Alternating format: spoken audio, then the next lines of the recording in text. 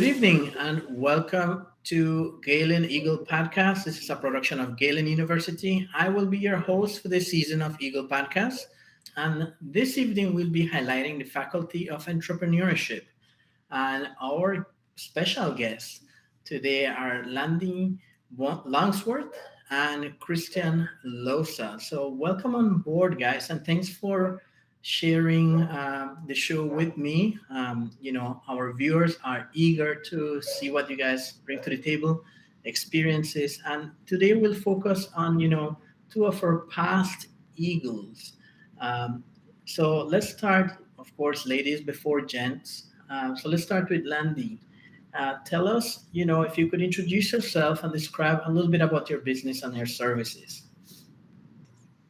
Hi, thank you for having me on your podcast. It's a pleasure, surprise. I've been invited. I am Landee Longsworth. I am a Galen Eagle, graduated in 2015, and I started my small business, Sol Handmade Clay Jewelry, in October of 2020. So I just recently made 2 years. Being an entrepreneur, it still feels a little surreal calling myself an entrepreneur. I started Sol, as you know, in the middle of a pandemic. I was working full time at the time at home, but I needed some sort of relief from all the madness that the world was going through. Um, as I mentioned before, TikTok was one of my main sources of entertainment during the time. And so while scrolling through TikTok, I actually stumbled across a video of somebody messing around with polymer clay. And that's how my interest peaked. And so I decided to do my little investigation and started off with just a small amount of clay and making little earrings that looking back now, look very amateur. But to my delight, my family was very amazed by my creations. And so I started making it for them, gifting it to them. And they're the ones who actually motivated me to start a business out of it. I was hesitant at first because I don't have any real entrepreneurship background or any background. So really, it would have been a true learning experience for me. And delving into this was a little bit scary, but I started it, and so far it has been going very well.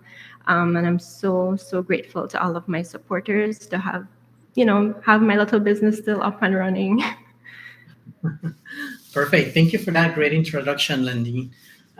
Christian, tell us a little bit about your business, how it's been, and what got you motivated.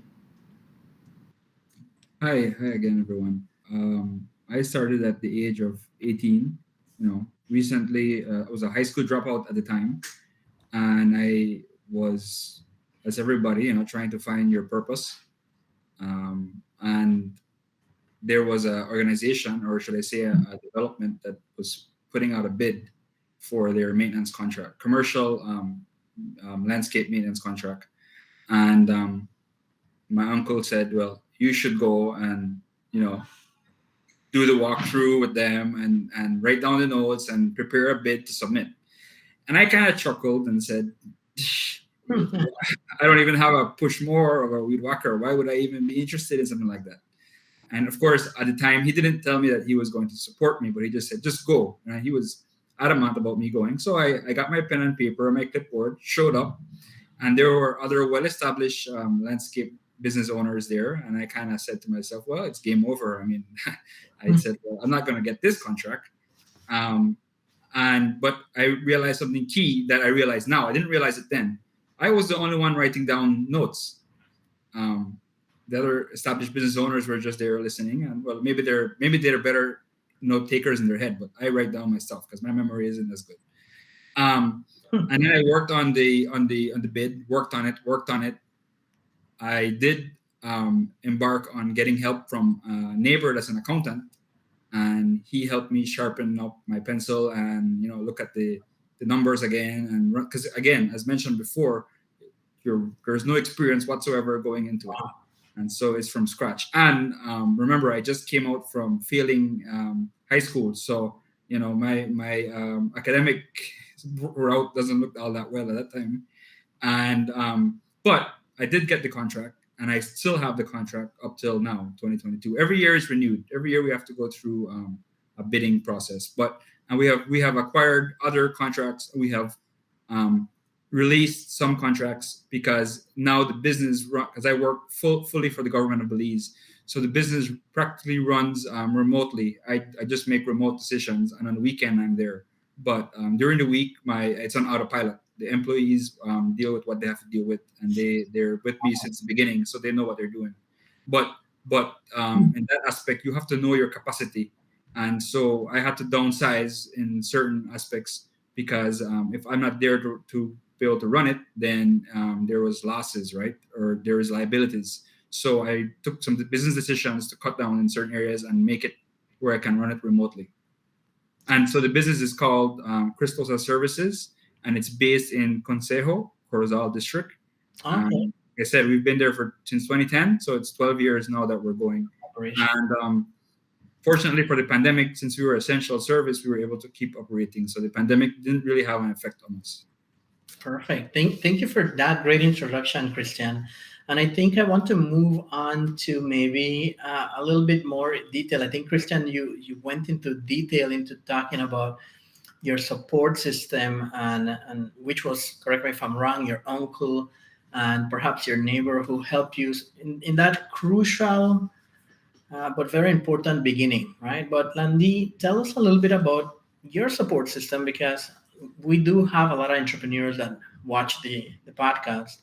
And I think most of us, including myself, underestimate how important having a strong and supportive support system, for lack of a better word, is in the beginning. So, Landee, you're just starting. Tell us a little bit about that. Well, definitely. I am so lucky to have a family that is more than supportive for my business, not only with moral support and with the advice, but actually also some, being my customers as well. So that they support in all aspects. But really, they have given me advice. They have motivated me, giving me the courage that I need to reach out and network and do all the things that I need to do to ensure that Sol continues to operate. Without them, I can't say that I don't think Sol would have been here today, but it definitely feels good to have shoulders to lean on, people to go to for advice. And my family has definitely been my rock and my go-to for support for Sol. Perfect. And I think, again, it is very important to have that support system because without that, I think not only it is even more challenging to balance that work life, um, spaces. One, because you're probably spending more time whenever you're starting, you do have to make larger investments in your company or your business compared to when, like what Christian mentioned, he's almost running it on autopilot. He just has check and balances done again, but he's been able to get to that point. While in the beginning, and correct me if I'm wrong, Christian, you had to, you're probably a one-man band, right? You can start delegating and start building a team. And I think that's the hardest part too, building a team that is trustworthy, that you can say, hey, you got to go hit those spots and you can trust that they'll get the work done. But Christian, tell us a little bit more about your support system. You mentioned your uncle kind of threw your hat in the arena, right? and that's pretty impressive, right? That one, he did that for you, so that means he saw potential. Because a lot of times, especially when we're starting, we are so doubtful, we are so green, and I include myself, right?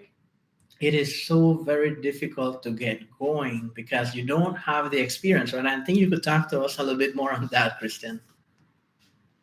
Sure. So yes. So basically, when somebody's standing in a group and they're asking for a volunteer, imagine me being pushed out and saying, "What? I'm not prepared to do this." I don't know. You were taking a step back, right? Instead of I wouldn't even have known the word, but at the time I would say, now I would say I don't even have the capital to get this thing going, and so yeah, my uncle Ray Wagner was my capital in that aspect to start me up. It took I would want to say it took at least around 10K to get it started. Oh Right. wow. So it was a substantial amount of investment that could have failed. But as you said, he saw potential. He wanted me to go into that field. So that support is there in terms of capital. Now building the team, you're right. If you look at my time span, it's 12 years, right? But for I wasn't fully employed until 2017. So if you do the math, prior to 2017, so from 2010 to 2017, I was, as you said, on the ground, building it, changing different elements in terms of my human resources, till I finally found the right one for autopilot. Because if I would have kept some of the staff that I had previously, then it would have already been run into the ground. But Yeah. so I was able to figure out who, I will use for what aspect and who's responsible and whatnot. And so that's how I built my team. And I have a team, like I said, that runs on autopilot. And I think they appreciate it because they don't have their employer breathing down their throat, or having to give them micromanage them. They know what they need to do and they get it done. And I'm only intervening when there's issues that require financial decisions, right? And then I deal directly with my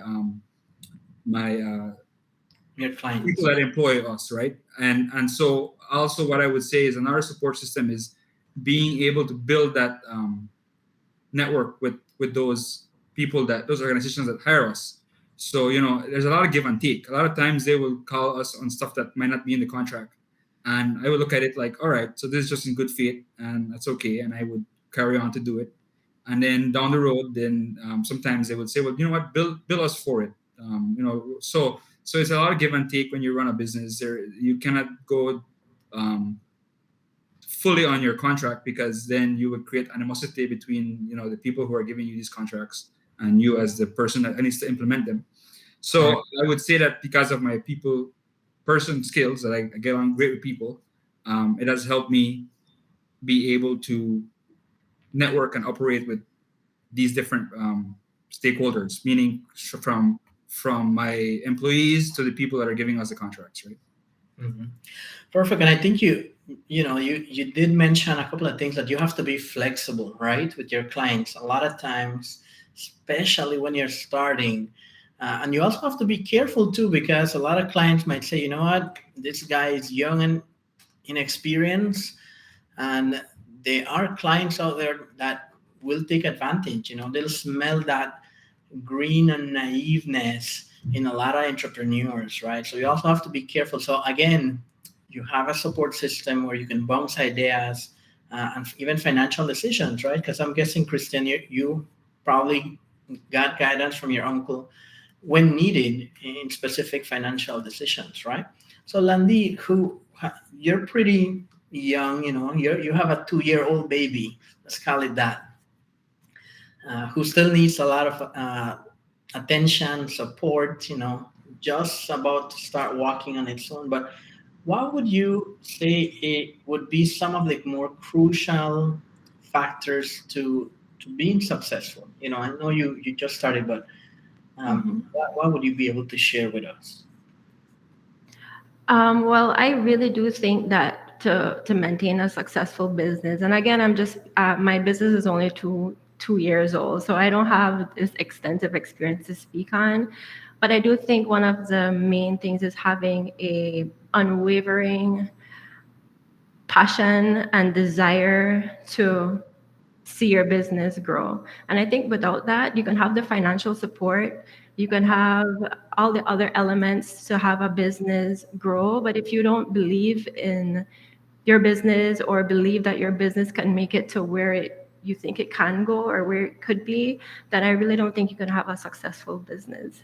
I truly believe that the mindset plays a huge role in the success of a business. And Christian, I don't know if for you this is the same, because I really don't think that if you don't think your business will do well, then it really will not move beyond where you are right now. So that, along with determination and persistence, those are, I believe, are the main formulas. But definitely having some type of financial support for your business is is essential.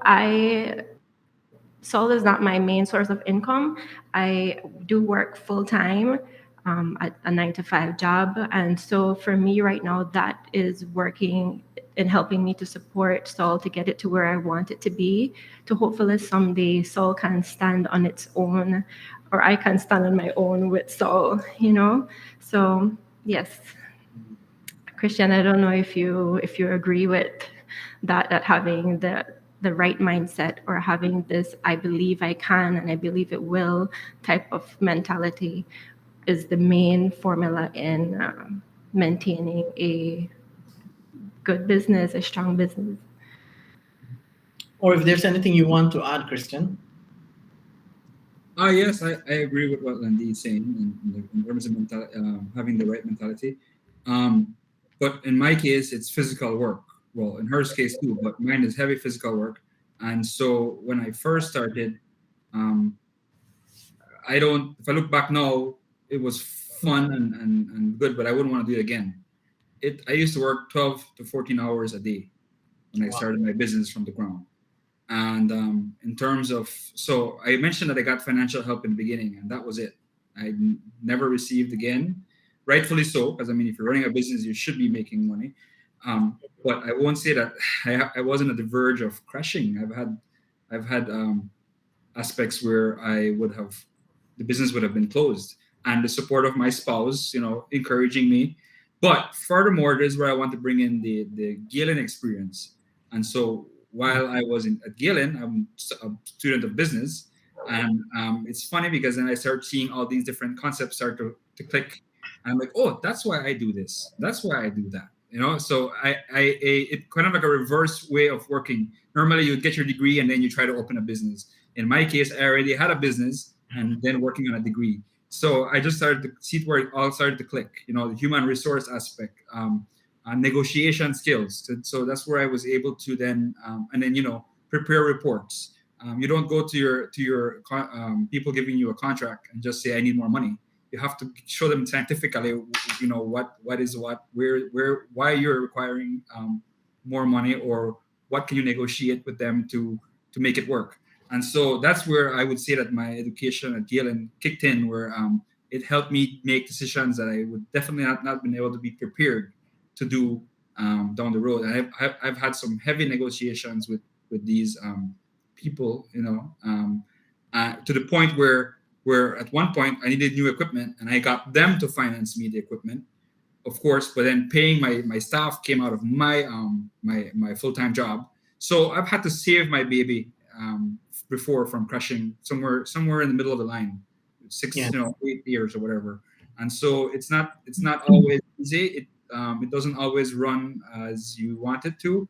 And if you don't do financial planning, you will fall into these traps. And so what I've taken from it is that I've always been prudent and have been proactive. Like, I don't have exact equipment. I even have to the point where I have new equipment just sitting in boxes ready to go if things break down, right? Especially because I'm not able to be on the ground anymore. I'm just working remotely. So that's what I would say. So for my case, it was a lot of hard work and a lot of hours to get going, no? So what I can maybe say, some of the common things I'm hearing you guys talk about, it's just, Landee, you mentioned having a positive or growth mindset, I would say, right? Because being an entrepreneur, you are going to be faced with several challenges. So let's just be frank about it. Not everyone is cut out to work 14 hours or to work 9 to 5 and then still do another 5 hours to see your baby grow, right? And I can relate to that, right? It is very challenging at first to start. So it's not for the fair of heart. Let's agree on that. And you have to have a passion. If you don't have a passion for it, or it's something that you despise, Christian could be right now talking to us how horrible his uncle was to throw his hat in the ring, and now he's stuck with this contract for 12 years, right? But it's not so. He's here sharing that experience with a smile. And looking back, I think you've seen growth, not just of your company, but of yourself as well. And then you have mentioned how Galen has contributed. So maybe, Landine, you mentioned to us or have you been able to utilize some of the concepts you've grasped from Galen University, and have they helped you along the 2 year path you've had? Yes, so my education at Galen was well-rounded, and I keep bigging up Galen for the education that I got there. I did my bachelor's degree in anthropology, and though it doesn't directly, relate to any type of business, or definitely not the business that I'm running, the whole experience that I had at Galen, the environment that Galen was able to that Galen created for me, or that I experienced at Galen, was definitely one that influenced many aspects of my life, and definitely my entrepreneurial journey that I'm on. Um, I did very, very few business courses in the past, but I was able, because Galen was such a small community, be able to network and make friends with people who did, major in those topics. And they, in a way, unbeknownst to me, kind of gave me some skills that I use every day, up until every day, for my own work and for Saul. And so even though I didn't major in entrepreneurship or accounting or some other business related major, my experience at Galen definitely played a huge role, I think, in my success with Saul today. Definitely. Perfect. Thank you for sharing that. And I think it's very important, and even when you think back, right? And I think Christian can perhaps relate to this. I remember graduating out of college and coming back to Belize, and everything was, you need to have 4 years experience and a degree. And I said, this does not make sense. If you want to be a successful um, person, that means you need to start working from your freshman year, if you really think about it, right? Or start getting some experience to be able to be at that level. And from an entrepreneur point of view, it is very scary because you start something that you're financing with little to no experience, with a lot of passion and heart, as many of us will get going in that direction. But a lot of entrepreneurs out there, perhaps that are watching us tonight, perhaps started with less capital, with less education, without a support system, and they still thrive, right? I know quite a few. And I only wonder, was it easier to be an entrepreneur many, many years ago compared to now, right? What do you think, Christian? Looking back at when you started, and you mentioned, you won't do what you did 12 years ago today, but do you think the landscape for entrepreneurs has become a lot easier to get going? I would say that the entry barrier is quite difficult today, because even for me, staying in business has been a struggle.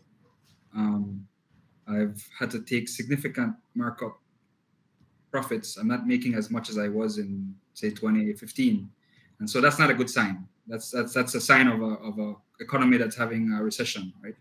Because and I understand these concepts again thanks to my education. Like I said, I did a minor in economics, so I can see the formula and see why these things are happening.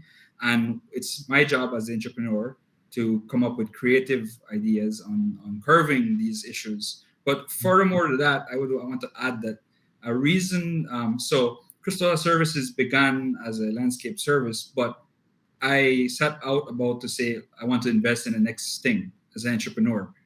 And I don't know if entrepreneurs have said this before. So when I decided to what I was going to invest, if you notice, I did not say I expanded my business. I've been investing in myself, of course, with the help of other people. Okay. Meaning, I went back to school, using proceeds from my business to go to school.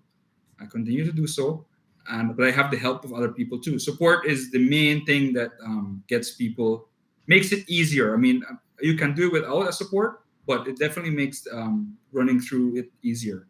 Makes you focus on just dealing with what you got to deal with in front of you. So what I would say is that the entry barrier has gotten a little difficult. I mean, the fluctuation in prices, the inflation is not easy. Things are coming struggling. And then remember, we have to now cater for an increase in minimum wage coming soon. Oh, And so these are things that will have to be passed to the customer.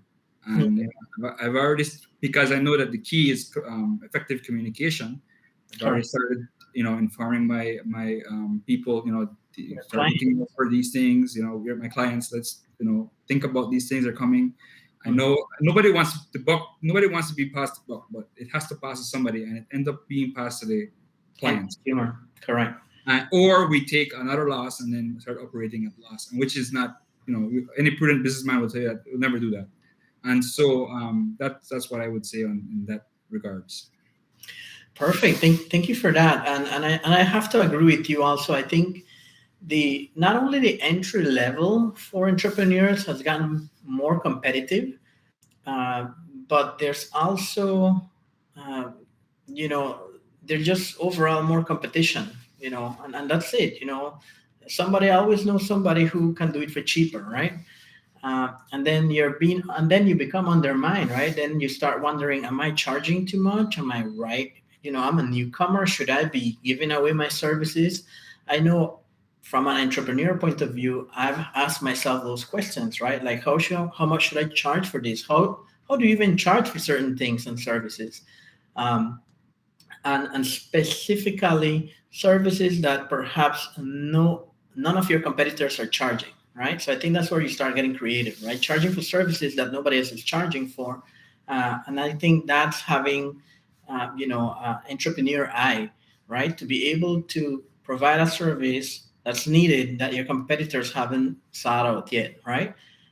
So I agree with you. I think competition is a lot more fierce than it was maybe 30, 40 years ago, and perhaps I would have loved to have been born 30 or 40 years ago or started my business 30 or 40 years ago. But Landine, tell us about what you've seen, because your field specifically is also very, very competitive, right? I mean, there's perhaps one entrepreneur in each district having an outlet, and there's so many more coming on board. And it's so, I would venture to say, correct me if I'm wrong, so inexpensive to just start a jewelry business. How do you separate yourself from your competitors? Okay, first I just want to step back and talk about a little bit more about the starting up a small business. Because for me, I have a different perspective, and I think it's just because the nature of my business is different from Christians. But I do think for persons like myself who have the type of business that I do, the jewelry business, it's much easier to do a startup, all thanks to social media. You don't need a storefront anymore to carry out this type of business. Social media becomes your platform, and you're able to reach a wider number of people than you could have ever imagined, and sell through the social media. So for me, that was easier. But also with that comes more people seeing your business and more people getting ideas from your business, and that's where competition comes in. I know when I started, I was the only polymer clay artist in the country because I did my little research, well, that I knew of. I did my little research, and then you see competitors coming up. And though it may be difficult, I guess, to see others starting what you started in the country because you wanted to offer something different to Belizeans. I think the main thing to keep you going is just to do something. There's always something different that you can do to set your product apart, and you just have to be creative in finding ways to do that, and not get demotivated by everybody else who's starting to do what you're doing. And again, just you know I read this quote the other day that creativity isn't being able to replicate something well, but to be able to come up with a new idea and to make that new idea become the new thing that everybody else wants to do. Right? And so for me, it's just always trying to find something different that I can do for my product, for me to like stand out among the crowd. And I do still believe that there's room for everybody to do what they are passionate in. So I can can't be selfish and think that I'm the only one who wants to do polymer clay, right? And so I just think there's room for everybody. Everybody has their own target audience or their own supporters, and just keep doing things that whatever you can do to set your business apart. And I think you touched on a very important point too, where entrepreneurs are faced with challenges all the time, not just in the beginning. As you grow, you have different type of challenges. But how have you guys been able to maybe overcome some of those challenges, right? For you, Christian, I think it's been, how do I keep growing while still having control of my business? But tell us, how did you overcome it? And perhaps being able to, some of those challenges have been, and I've been in those situations where, I've opted not to work with someone because it may be costly, uh, problematic, and at the end of the time, it's going to hurt my reputation, right? I mean, I run my own business, and I'm internally, of course, with my team, we discuss different decisions, and I'm like, look, I would rather, even if I'm charging this person $1 million, um, I would perhaps not want to work with them. And then you have a list of reasons. But tell us, Christian, and then maybe Landee, what have been perhaps some of the biggest challenges you guys have had, and just share with us how you have been able to overcome it. So in my case, like I said earlier, I had to rescue my business financially. To do some Okay. financial rescue there. But also too, as we know, that competition is high. But how do you set yourself apart from the other competitors? And you're right, there are always people who are willing to go less. But I would tell you this: those people that undermine themselves and try to undermine others don't last long in the business. Many of those persons are no longer even in the arena, battling it out. And same thing with my business. It's well established now. I'm sure many people have tried to take me down, and it hasn't been easy for them, because what we created is a very close relationship with the board of managements for each contract, right? Because they're normally managed by a board. We've created reliability, where they can count on us, and there's never been questions and if they need something to be clarified or addressed, we do it immediately. And then, of course, also to financial management is important. As you guys would know, many of us Belizeans, the mentality is, as soon as we finish a job, pay me, please. I'm ready for my pay. And I don't want check. I want a cash. I Mhm. want cash money. And it doesn't work that way when you're dealing with an organization that has to follow FIU laws, right? Yeah. Meaning, I'm registered. I'm a registered business with the tax department. I pay my Social Security, and I have a bank account for the business. And so we operate, in terms of legally, we operate the way it's supposed to be. And of course, you have to have cash flow. And so if you're an entrepreneur that takes the money that you make and you spend it on your personal stuff and don't create a cash flow for your business, then you will be finding yourself with lots of cash problems, because it takes a week, 2 weeks to get money cleared when you're going to be paid. Correct. And that's what sets me apart from the competitors in where I work, because most people need or want to be paid immediately upon the work is completed. And so that's how I overcame that challenge, is putting in mechanisms that can deal with all the stuff that I mentioned in terms of financial management, communication with your clients, and being able to give and take.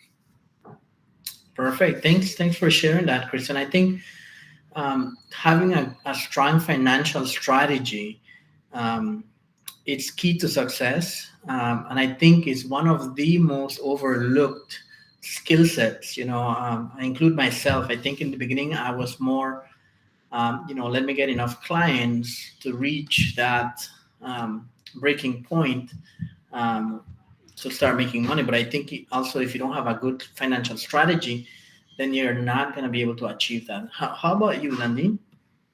Yes, so for me, it was not really a challenge, but but is the realization that I need to keep my personal money and my business money separately, and paying back into my business or investing back into my business, and how much percentage should I use to invest back into my business, and how much will I pay myself from what I am making. So it wasn't really a challenge, but it's just really understanding that I need to take all of these things into consideration and factor all of these in, because for me, again, entrepreneurship is new. Yes, I have family members who are entrepreneurs or were entrepreneurs in the past, but I've never done it before. And so I had to take all of these things into consideration to make sure that my little business stays afloat. So not really a challenge, but just, these are all the things that I need to remember to do to keep my business going. Okay, perfect. And if you were able to, as we're wrapping up the segment, and you look back at, Landee in the 2 years and Christian in the 12 years you guys have been in operation, if you were able to list a couple of things that you've learned, and you give us tips for all these new entrepreneurs that are watching the show, if there was something you could do different or something that you had implemented since the beginning that you maybe found out way, a couple of years after operating, that would have saved you either a lot of time or resources, what would it be? If you could share some of that. Let's start with Landee. I would definitely say try to start networking with people, especially people who may need your services or would like you to use your products. I know for me, my personality is I'm a little bit shy, a little bit introverted. So for me, networking was extremely hard. And I had to step out of my comfort zone and do that after the fact, after I already started my business. So I would encourage anybody who wants to become an entrepreneur to start networking even before you really officially launch your business.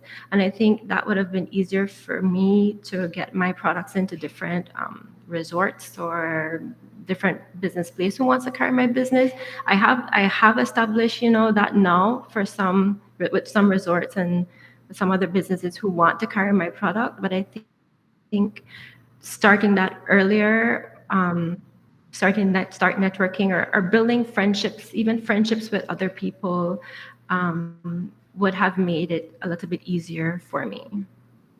So that's the advice that I would give. Definitely start networking.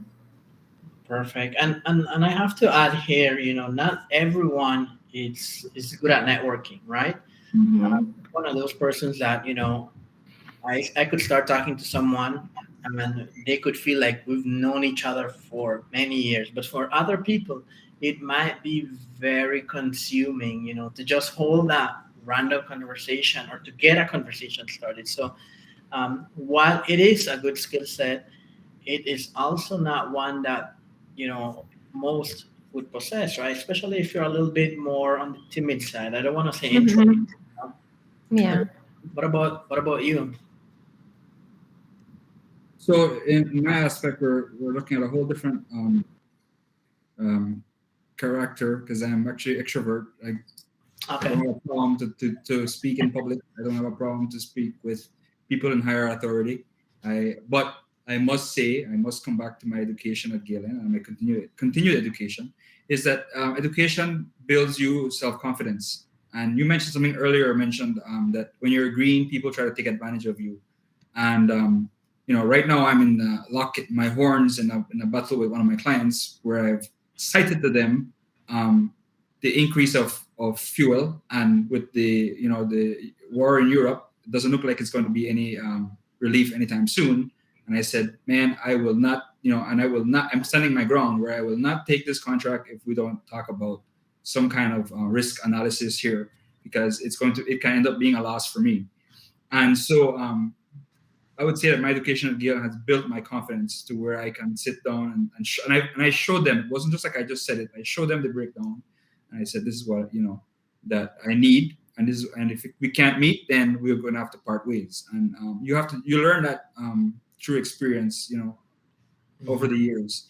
But something I would say that I look back now is I wish that I would have known about a business plan and a strategic business plan to get my business off the ground. Because what I realized is that I've been working haphazard. I mean, well, I haven't anymore, but in the past when I started it, I had no direction whatsoever. It was driven by money and money alone. But it's not just about profits. There's a whole holistic approach in running a business. You got to look at your human resource. You got to look at your equipment. You got to look at different aspects that you need to get done.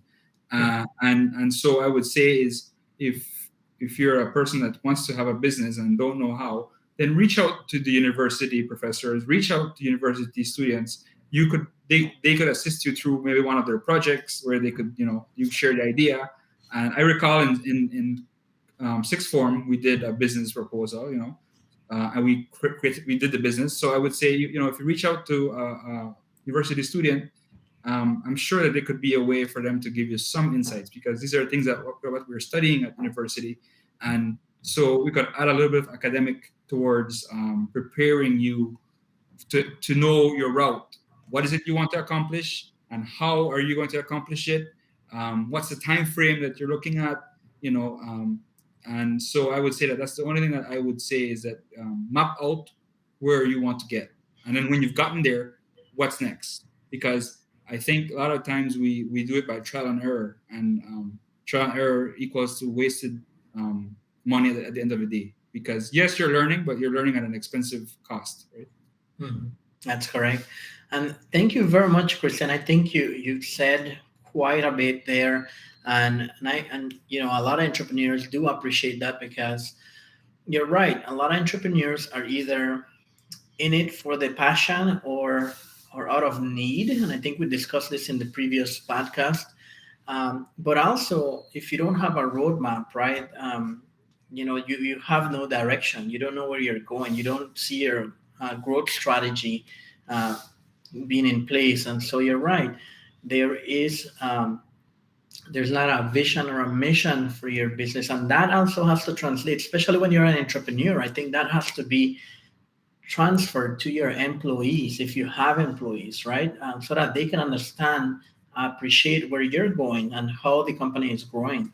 Thank you very much, Christian, for that. And just before we wrap up, I just want to ask you both if there's any last key takeaways or thoughts that you want to share with entrepreneurs just starting.